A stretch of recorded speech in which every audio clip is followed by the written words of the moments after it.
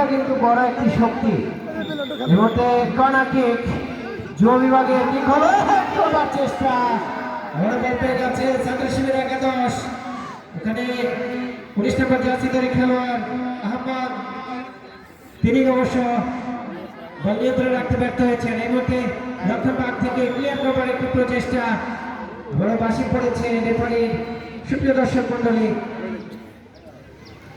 আজকের এই বাংলাদেশ জামাত ইসলামী 6 নম্বর যুব বিভাগ শিয়ালকোট শাখার আয়োজনে বাংলাদেশ জামাত ইসলামী যুব বিভাগ একাদশ এবং ছাত্র শিবির একাদশের মধ্যকার প্রীতি ফুটবল ম্যাচে যে সমস্ত দর্শক এসেছেন, আমরা দর্শকদেরকে আবারও আন্তরিক ধন্যবাদ জানাচ্ছি।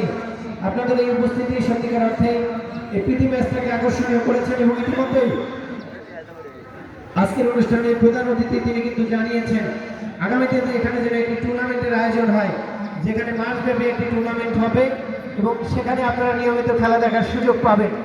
আমরা আশা করব যুব বিভাগ এবং ছাত্র শিবির তারা এই উদ্যোগটি গ্রহণ করবেন এবং এই মাঠটি যেহেতু একটি ফুটবলের জন্য অত্যন্ত উপযোগী একটি মাঠ এবং এখানে বাংলাদেশ জাতীয় ফুটবল দলের খেলোয়াড়রাও খেলে গেছেন।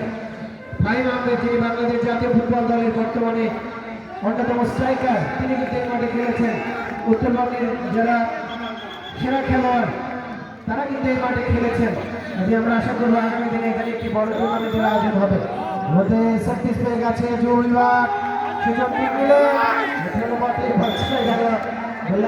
করে মাঠের বাইরে যুব বিভাগ তারা কিন্তু যুব বিভাগের সমর্থকরা তারা কিন্তু দলকে উৎসাহিত করছেন খেলোয়াড়দের। দেখা যাক এই উৎসাহ কতটা কাজে লাগাতে পারেন তারা মাঠে।